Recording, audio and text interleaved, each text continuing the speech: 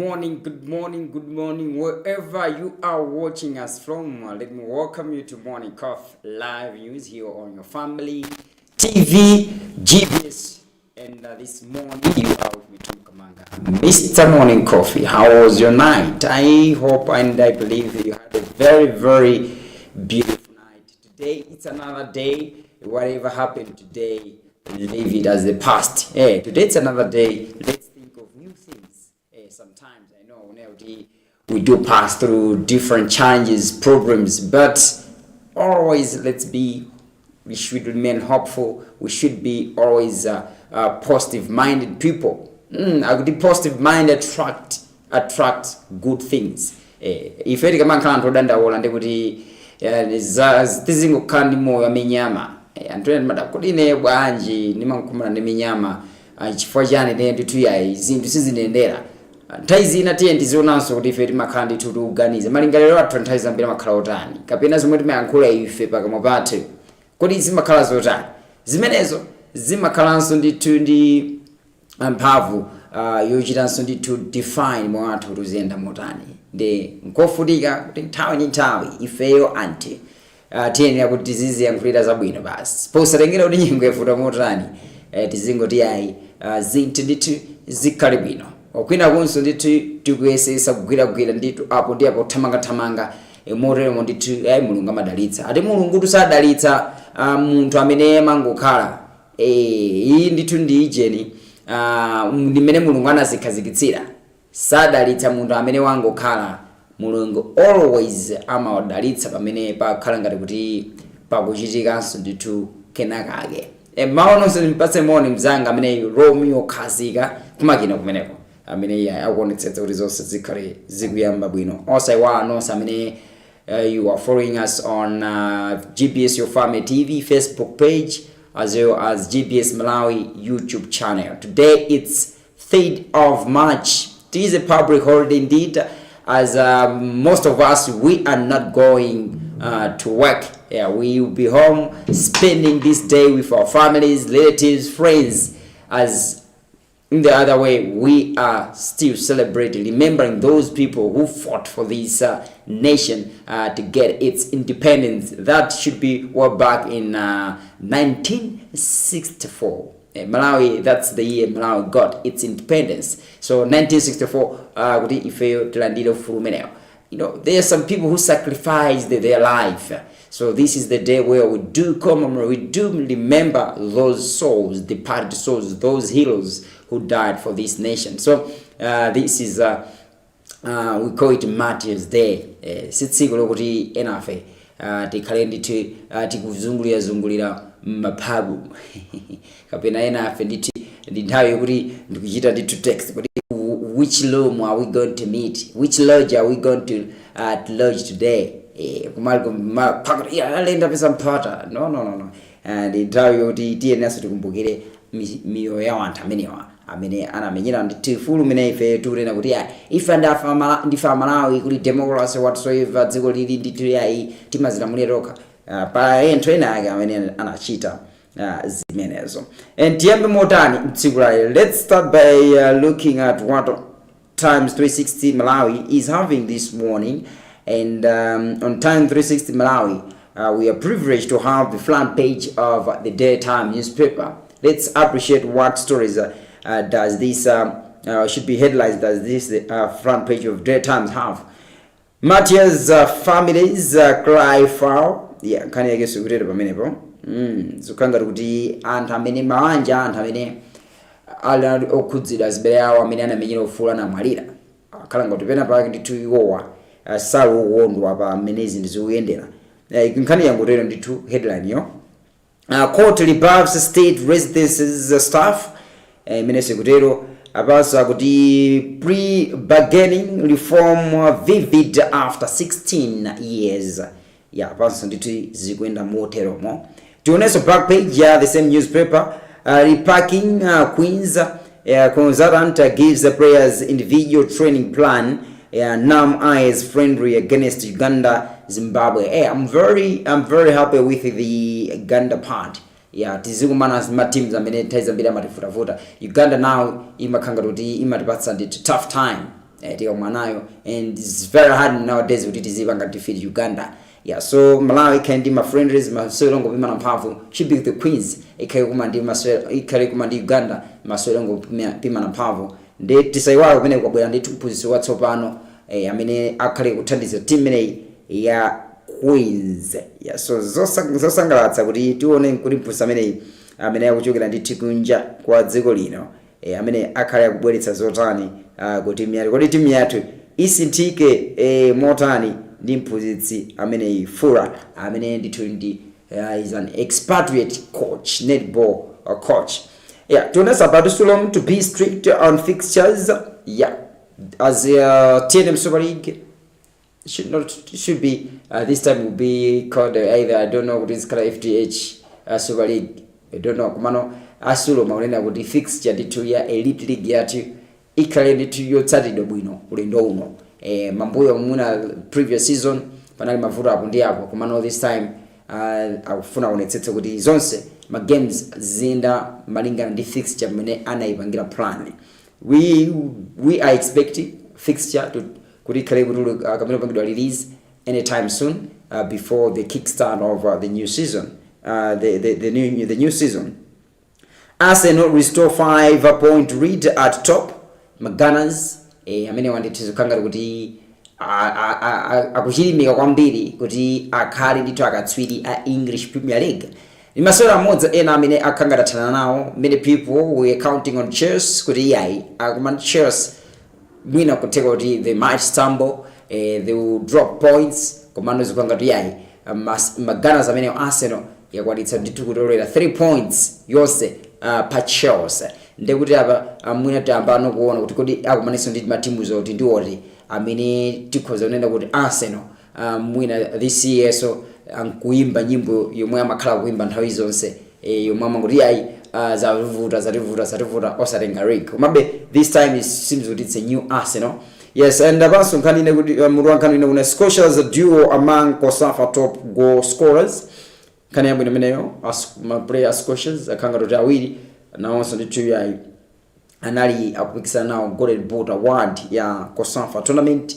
Yeah, paso kuti born to defend the score.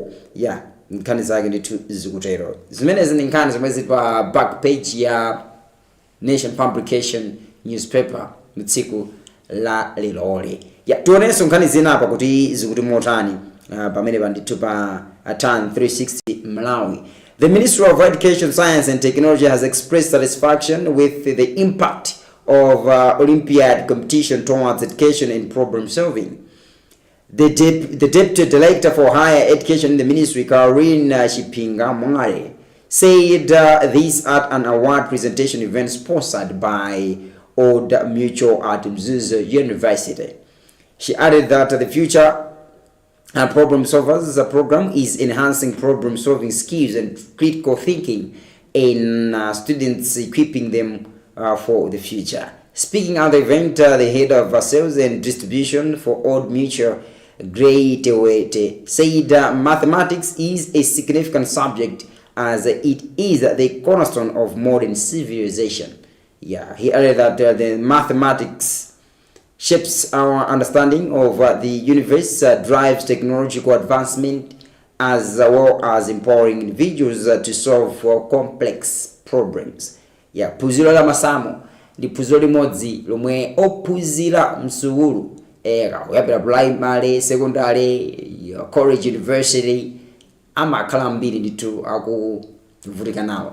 Koma ndi phunziro limodzi limene limathandizira kuti munthu aziganiza ndithu mokuya komanso aziganiza ndithu mwachangu basi. Koma anthu ambiri masamu amakhanga kuti ndi mdani. Yeah, so mbali imodzi ngofuna ndithu kulimbikitsa phunziro limene la masamu nzofunikiranso ndithu kuti tizikhala kulimbikitsidwa masukulu osiyanasiyana.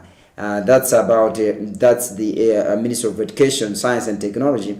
Kuonetsanso ntchito zomwe zathu amenewa mamba ka program ya impact of Olympiad competition towards education ikuthandiziranso kuti mwina ophunzira azilimbikira pa phunziro limeneli la masamu amene ali patsogolo kuyendetsa zimene zinda Mutual. Yeah, so that's it. Tunenso ndithu ngani zinapa kuti zikuti motani. tidakali pa Times 360 Malawi. Mtsogoleri wa dziko lino Peter Mutharika walamula kuti malo onse opezeka anthu kuphatikizapo sukulu, misika komanso malo ochitira mikumano muzikhala zipangizo za ukhondo zokwanira. Yes, Mutharika alamula izi mukalata imene atulutsa dzulo mogwirizana ndi mphamvu zawo m'malamulo a dziko lino. Mbali modzi yoti mizinda yathu madera athu mukhale ndithu mukongola mosamalika, mufunikanso muzikhala zipangizo zomwe zithandizira kusamalira malo amene aja. Cholinga choti kuti mwina ndithe nasariyayi mwina palibe bin yomwe tikhoza kutayilamonso ndithu zinyalala zimene zimakhanga kuti zikubwerezeranso dziko lino m'mambuyo. Let's talk about the city imene imakhalira ya Zomba. Zomba city ndikazisite sekena kumene kamakhanga ka green kumano zinyalala pena palipose kasite kajanso osaoneka ngati kuti ndikasite kamene kamakhala clean ties zonse. City ya Blantyre zokhazo mwina pang'ono city alilongwe zimakhanga kuti nkhani ya ukhondo kwenikweni zimavutirapo peza tizinyalala tilipena paliponse apa palizanteji za chani. So nkhani yake ndithu pafunika malo kana masukulu, misika, mizinda yathu yosiyanasiyana muzikhala ndithu zipangizo za ukhondo. President alamula motero. Police in Chikwawa district have arrested 2 Mozambican nationals for allegedly being found in possession of cannabis locally known as chamba without a permit. The district's police spokesperson Dixon Matemba has identified the suspects as Alubano Mbaunje, 22 of age, and Ninjo Navaya, 21, both from Dowa district in Mozambique. The two were arrested on 1st March 2026 by Nkumaniza border police officers who were conducting patrols along border of Malawi and Mozambique. Whilst in line of duties, officers were tipped that the two carried cannabis from Malawi going to Mozambique. So nkani zina sapa zikuteno. Tuone bengine nkani zina hapa zikale zikuenda motani. Enrollment at Mtemba Primary School in Zomba has surged from 934 to over 1,538 learners following extensive innovations sparked by a Times TV report. The school's numbers had dropped dramatically after Cyclone Freddy left classrooms roofless and unsafe, but with restored roofs, cemented floors, and repaired boreholes, the institution is now steadily recovering. So that has attracted opposition mbili kutipa school imene ya Mtemba Primary kumene ukanga kuti chiwenenge cha wana achakula chambuwera chakwera titeno pamene chinatsika kutachitika ndithu macyclone acha. So panopa ndithu kukoza masukulu mana onongeka achichemata mbiri ndithu akhangana bwerenanso kusukulu ndekhanizo zinji zikutero pamenepo. Tipitirebe kuona nkhani zosiyanasiyana zomwe tinazo pamene pa Times 360 Malawi ndi pamene ndithu tili kuona ndithu zomwe zili pamenepa. Apanso ndithu tione kuti nkhani yathu yomalize kozokhala yotani pamene tikupitanso ndithu kumapetopeto kuti tipa kuona nkhani zomwe zili pa Times 360.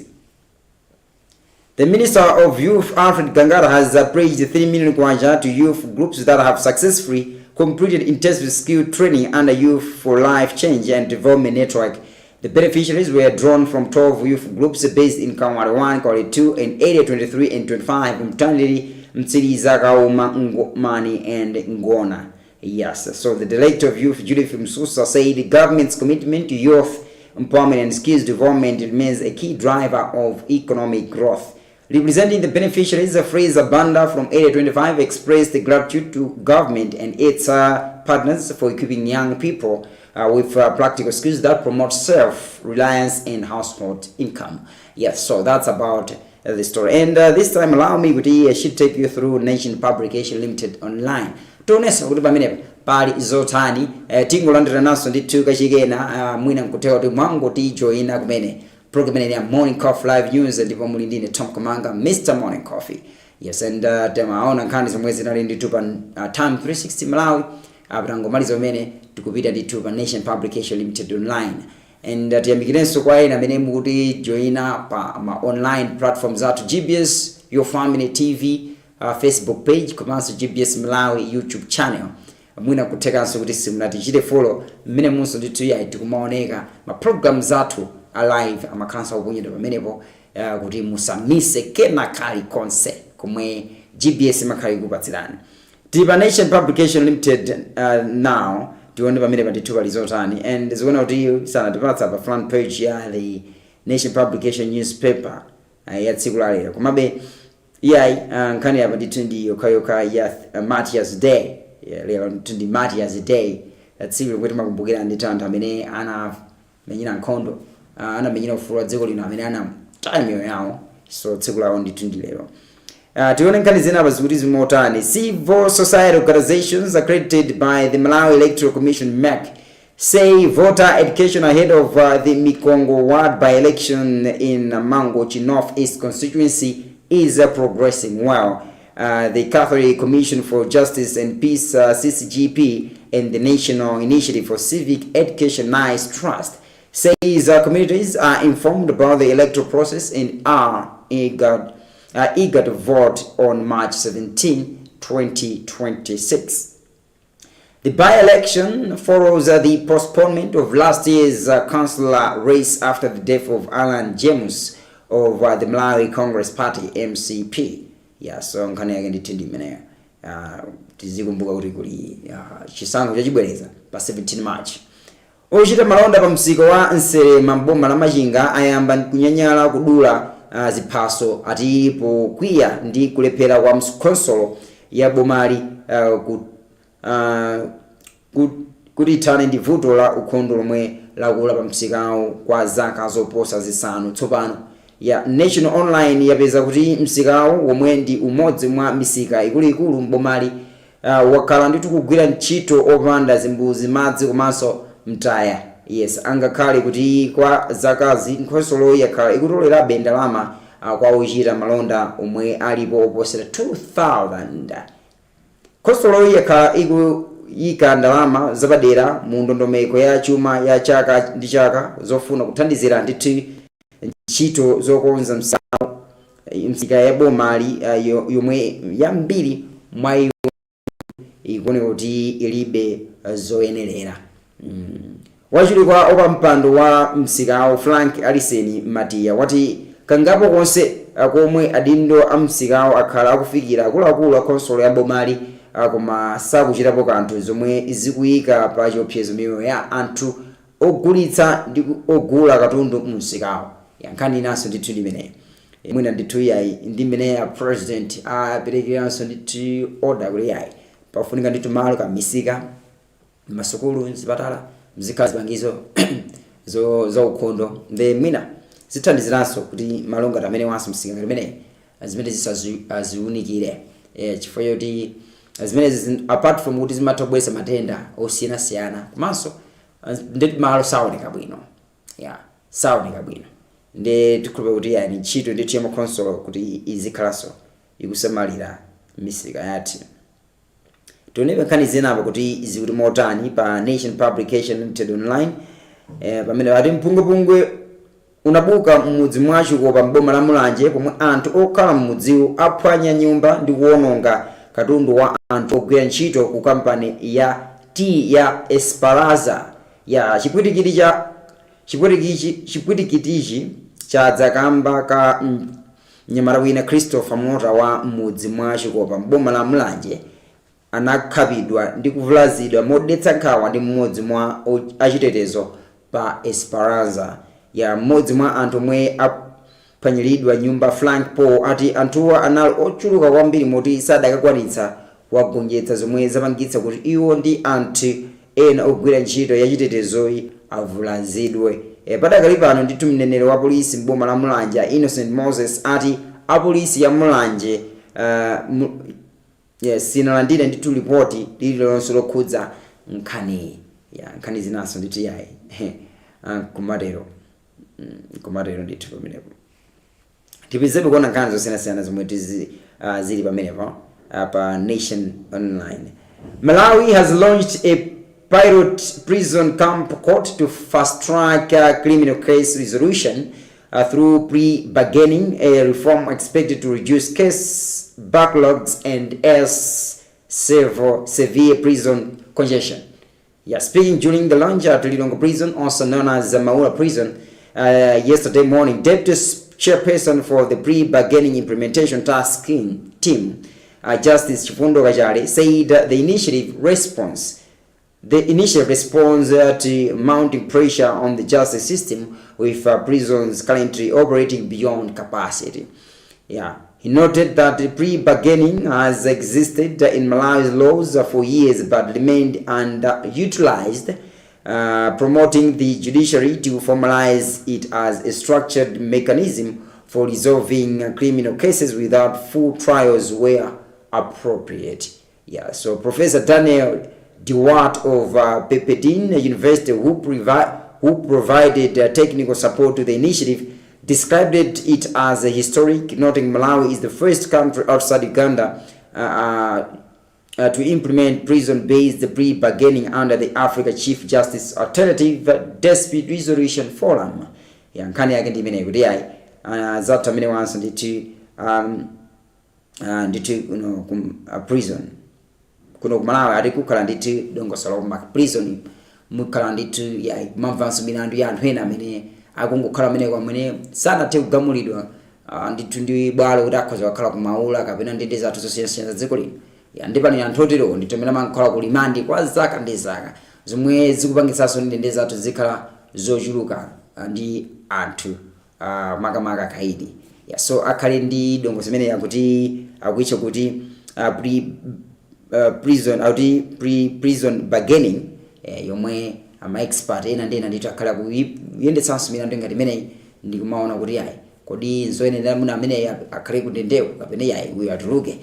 Kuli anthu enanso muna zaka akhala zaka zambiri oli even atata apereke bwalo milandu ipereke chigamulo ipeza kuti chigamulo chipeza kuti nchotsekanso comparing ndi zaka zomwe wakhala kale kundende zathu. So kuli ndithu mavuto otero. So tione nkhani zinapa kuti zikuti motani pamene pa Nation Publication Limited online pamene tikupita bendito chitsogolo.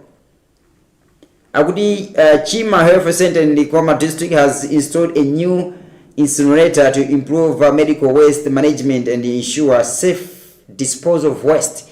Deputy Minister of Health Charles Chilambula said the facility will enhance the delivery of health services while protecting the environment.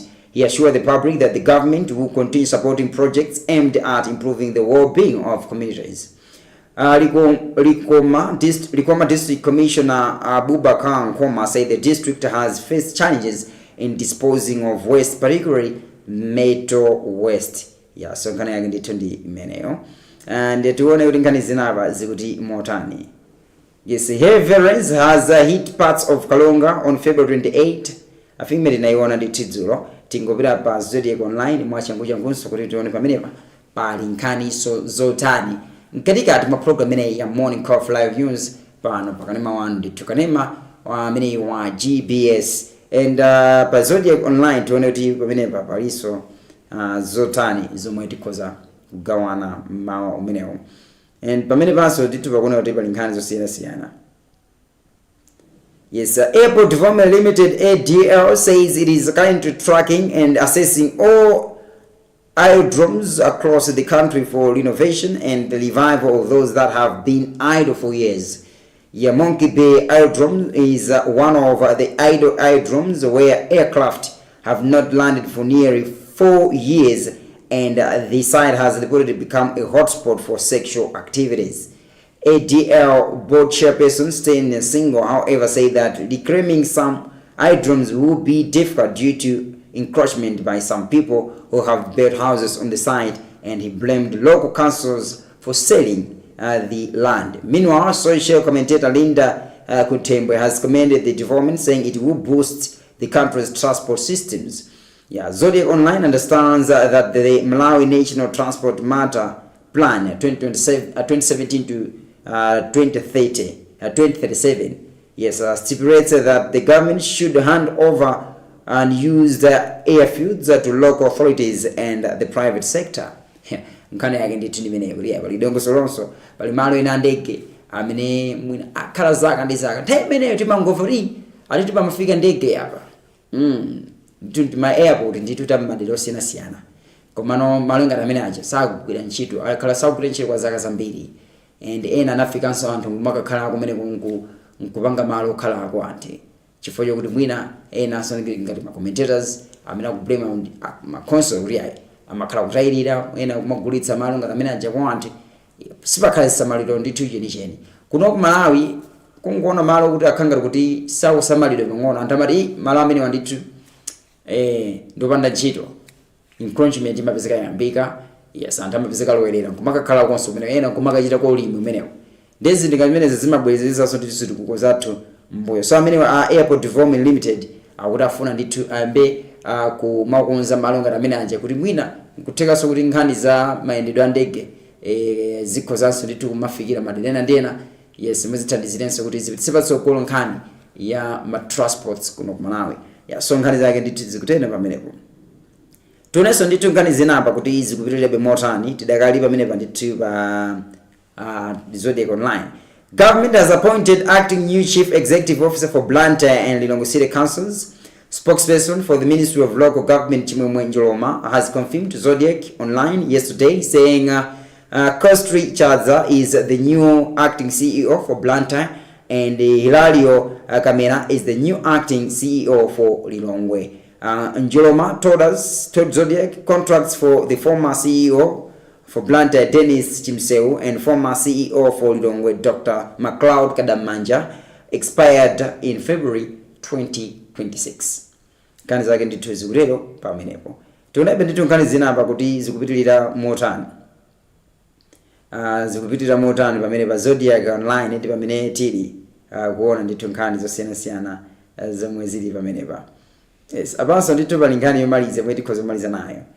Apolisi ku Lilongwe amanga anthu atatu kuorganiza kuti avulaza anthu anayi pa mpungwepungwe omwe unabuka pakati pa anthu ochita malonda a minibus polimbirana mgodi wa shop wise pafupi ni game complex.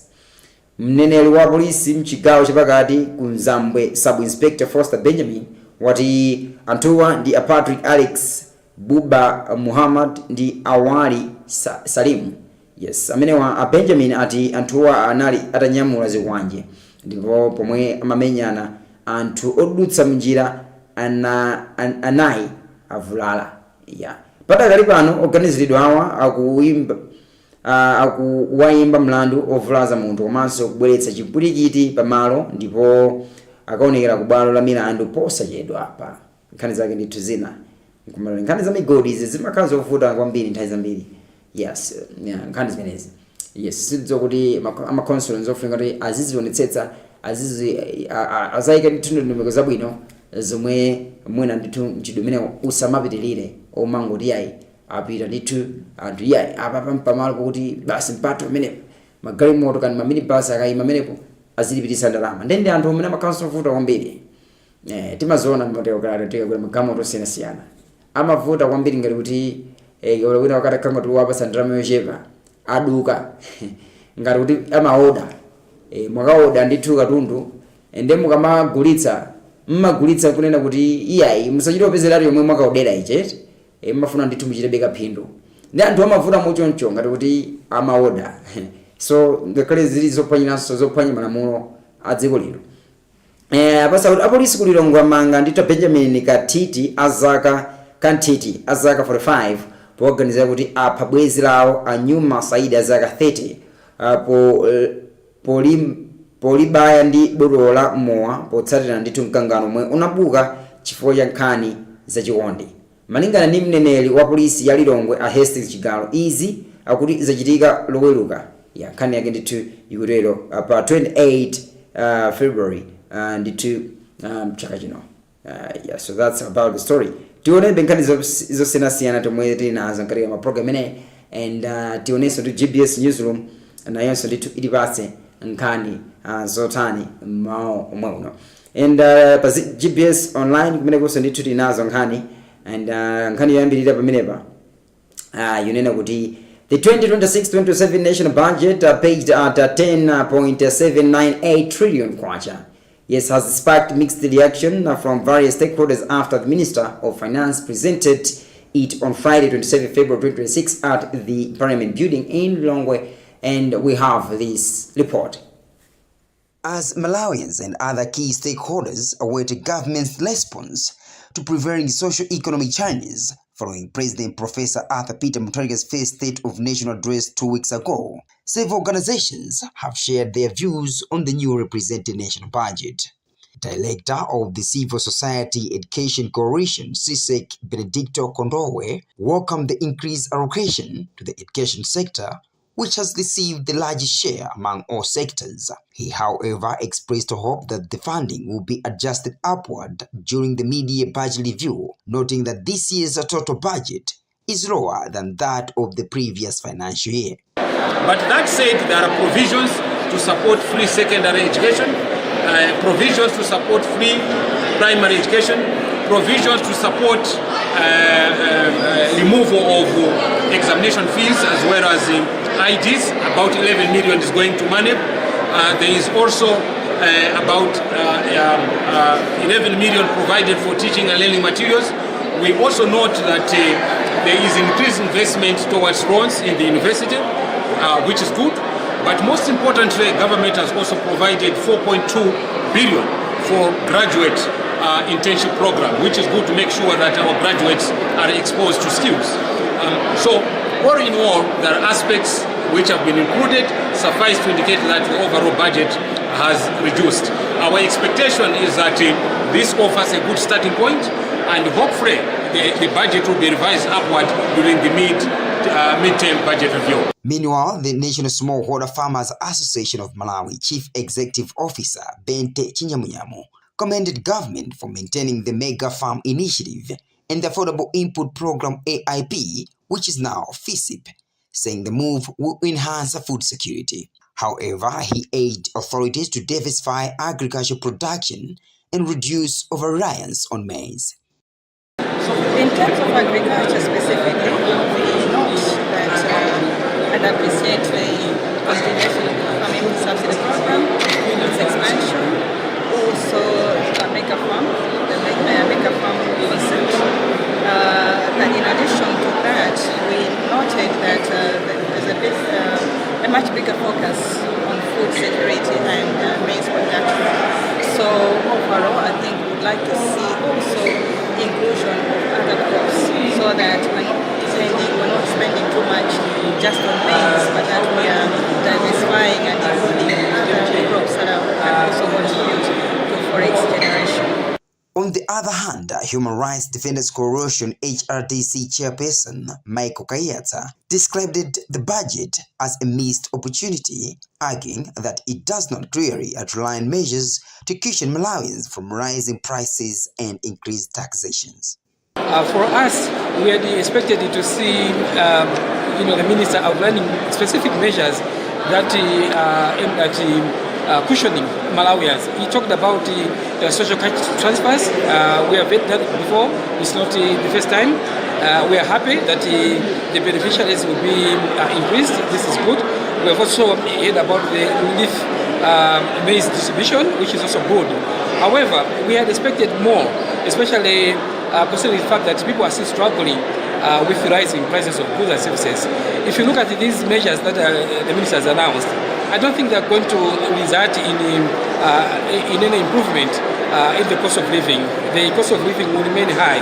We are expecting that maybe government is going to announce measures like maybe targeted tax relief for essential household items like cooking oil, salt and things like that. But that has not been done, which for us is a missed opportunity.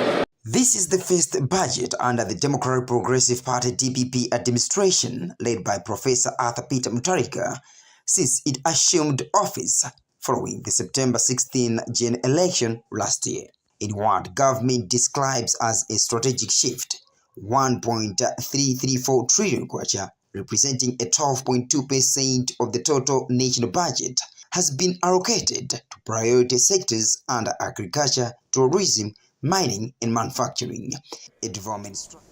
Kupitira beninkani izo sena zomwe tili nazo ndithu katikati ma program ya Morning Call for Live User nkotera di mwango di joina kumene pano pakani mwa ndithu wa GBS and tione nkani inanso yotsatira apa nzibambo wa zaka 45 odziwika kuti Benjamin Mtiti kulilongwe amangidwa ndi apolisi powaganizira kuti anapha bwenzi lawo anyuma saidi ya zaka 30 powabaya ndi botolo la mowa potsatira ndithu mkangano omwe unadza chifukwa cha nkhani zachikonde. Mneneri wa polisi ya Lilongwe Hesi Chigalo ali ndi zambiri ndipo akufotokoza.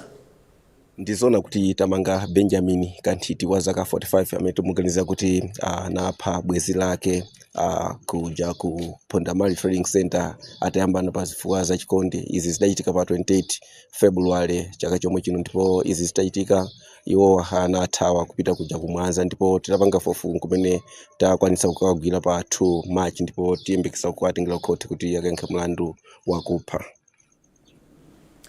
Yes, timalizanso ndi nkhani imene pa Zodiac Online before tipulumba ngono kana zabweni nkhani za msangulutso.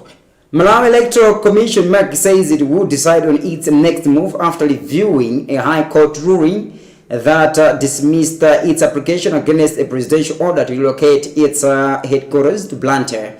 EMX Director of Media and Public Relations Sangwani Mafriwa says the commission would deliberate on the judicial review ruling by High Court Judge Simeon Mdeza, who stated that the electoral body filed its application outside the prescribed time limit.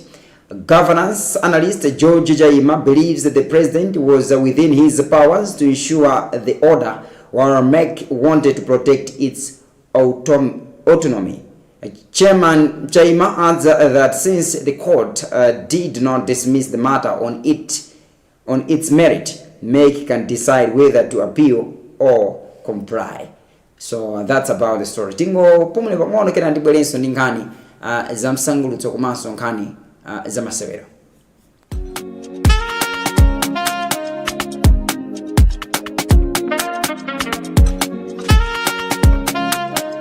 It's Marsha. Just another good song. Yeah. Just another good song. Ula nimpunga umuteleke pizza.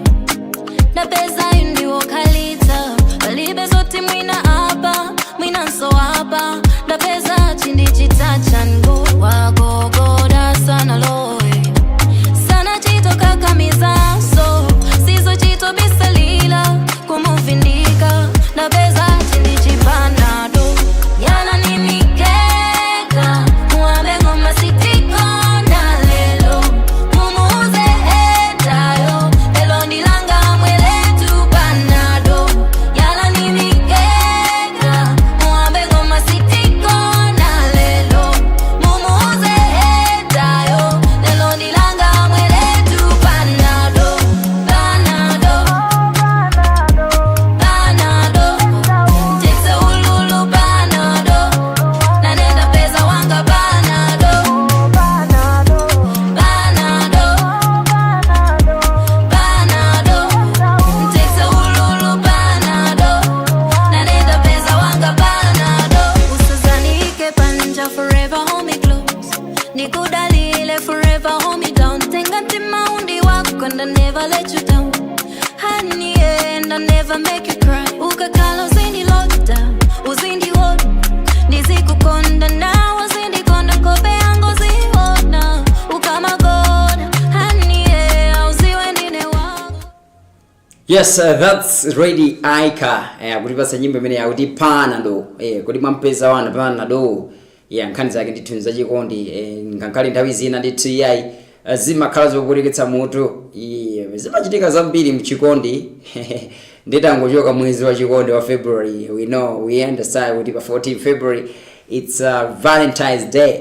Ndi mwezi umene wa February umalingana ngati mwezi wa chikondi. Komabe mwezi umene wa March uliso zambiri zochitika. Chikondi ulisa maude nyengo ya chikondi chizikhala ngati mazimu. Tuone nkhani zina zimwe tili nazo this time. Tuone nkhani zimene za msangulutso kuti tili nkhani zotani. Tili pa Zodiac Online pamene pali urban artist and brand ambassador Onesimus has preached that 474 Big Win. I think this has to be for other things. I think let's just skip it to video kunkhani zina zomwe tikhozanso ndithugawana ngatikati ma program imeneyi pamene tikupitirabe kuona nkhani zosiyanasiyana pamene pa Zodiac Online. And I think tipite ndithu pa nkhani imeneyi kunena kuti ndiye chimati chikazati akuti ndiye chimati chikazati she wants a gangster in bed tonight. Yeah, so ndekuti pamenepo kwa omverayo chotsatira chotsatira ndi mento yonyamula ati mento yonyamula ndi kumuyika mzimu overa nyimbo zabwino. Yeah, chabwino lero tisakambe ndithu za nkhani tisakambe zambiri za nkhani ili apa ndiyakuti katswiri woyimba wa dziko la Nigeria Ruga watsimikiza kuti pa 1 August adzayatsa moto ndithu mu mzinda wa Lilongwe pa phwando la mayimbidwe lomwe akonza a landlord ya phwandoli akulitcha a landlord Pawao concert. Yeah, so Ruga amene akhale nditha kubwera kuna ku Malawi. Yes, kuti azachita ndithu yayi mayimbidwe yawo. Yeah, so ndi mmodzi wa oyimba ku Nigeria amene ali ndi chikoka ndi anthu chochuluka zedi. Yeah, ndi amene ndithu gwamba amene amanene kuti a landlord akonza ndithu concert imeneyi mu August mzinda wa Lilongwe. Ngakhale ndithu about the venue and other details are not yet on ready, komabe pali ndithu dongosolo limene lolo. Yeah, so tikhale tikuona kuti zikhale zikuyenda motani and some of the artists will be headlining the concert ndi ati komabe pali ndithu mayimbidwe oterewa ndithu yachiphwando cha mayimbidwe choterewa ndithu mwezi wa August. Ruga amene akhala kubwera kuna ku Malawi. Yeah, so ndi nkhani yabwino kwambiri kwa anthu amene amasangalalaso ndi nkhani zimene za mayimbidwe kamenso amene amasangalala ndi oyimba amene Ruga. So toleso kuti nkhani zina zamsangulutso nkukhala zotani zomwe you can share. Yes, as we are still proceeding with the program. Abaso ndithu tione kuti nkhani inapa ikuti motani pa Zodiac pa Nation publication. I was trying to ndione kuti nkhani zina zikukamba zotani pamene pa ngakhale ndithu zikukanga kuti nkhani zamsangulutso. I was trying to ndione zikukanga kuti ambiri ndithu alembabe nkhani imwe tingona pamene kuti ayilemba motani amene I think ndikhayo amene ndithu Afro dance singer Ruga amene akubwera ndithu kuno ku Malawi. Ambiri alemba nkhani imeneyi ndimene khanga kuti ya lembedwa ndithu ma online news platforms zochuluka. Yes, so this tells us unena kuti amene ndithu Ruga akhalida kubwera kuno ku Malawi kuzachita mayimbidwe ake. Tione nkhani zamasewero sopano kuti izikuti motani. Tili pa Nation Publication Limited Online. The Eastern Regional Football Association (IFA) says it delivered strong results in managing regional leagues during its first year. Speaking at its second AGM in Mangochi, Chairperson Brahim attributed the progress to good cooperation with district football committees from Zomba, Palombe, Baraka, Majinga, and Mangochi. Yeah. Delegates, however, raised concerns over questionable refereeing decisions and lack of training for key stakeholders. Brahim acknowledged the challenges and said the association will strengthen capacity building for referees, coaches, and administrators. IFA also announced an increase in annual subventions to teams from 1 million kwacha to 2 million kwacha. Yeah, so that's about the story. Yes, ndetione nkhani zinapa zamasewera zikuti mwausani nkhani zamasewero aba zikanga kuti pa Nation Publication Limited Online nkhani ndithu ya masewero mwe could have shared program ineyi. I think ikhale imeneyo basi TV ndithu pa Times 360 pamene timalizirenso kuona nkhani zamasewero kuti zikutinso motani pa mene pa. Yes, and pamene panso ndithu pali tione kuti pali nkhani zotani pa Nation Online. Tione kuti pa Nation pa Times 360 Malawi pali nkhani zotani zamsangulutso. Yes, so pamene pa ndithu kanga kuti nkhani zamasewero zikutalikira betu kodi kwatani kodi kunjako. Yeah. Tuone kuti pamene panditu pali nkhani zotani zomwe we can share this morning zokhuza naso nditu masewero. Yeah, zikungonekabe kuti imwene tingokamba beza English Premier League ponena kuti masewero nditamene ndimene akunyamula chikoka. We should not forget nena kuti padakalipa nditu mpikisano nditu udakalipo pa chindeine ma teams amene akulimbirana ukatswiri wa English Premier League. Tukamba team imene ya Arsenal komanso team imene ya Manchester City. Mupadakalipa tunena kuti Arsenal ili 64 points komanso pa number 1 pamenepo pa number 2 pakubwera team imene ya Manchester City yomwe nditu yaswera masewera ake 28 pamene Arsenal yaswera masewera ake 29 komano Manchester City ili ndi 59 points. Manchester United yakanka pano ili pa number 3 pamene yaswera masewera ake 28 iyo iliso ndi ma points okwana 50 ili ma points okwana 51. Aston Villa 28 games 51 points. Amene ndithu kanga kuti ndendende akufanana ndithu ma games komanso ma points. That means muna zigoli jabe zomwe zingosiyanitsa Aston Villa komanso team ya Manchester United. Ende kungo kuti wina wake angopunthwa mu top 4 azipezeka kuti wachoka. Or Manchester United kungo tingo pezeka yapunthwa ipezeka ndithu afika pa number 5 just tsiku limodzi. So mpaka kalipa na mamba teams osewa ndithu ma games akumapiro wafunika ndithu azipambana basi.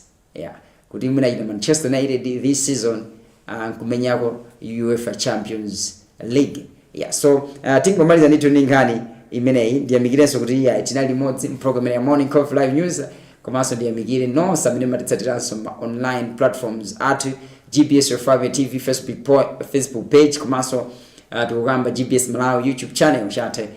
Ndiyamikirenso mzanga amene Romeo Kazika kumakina kumeneko amene amanitsetsa kuti zonse zikhale zikufikani abwino monga mleza kalira chonchi. Tom Kamanga Mr Morning Coffee ndikafika hapa ndibango liso Prison Corner ma programs otsatira ntsiku layo ndapita.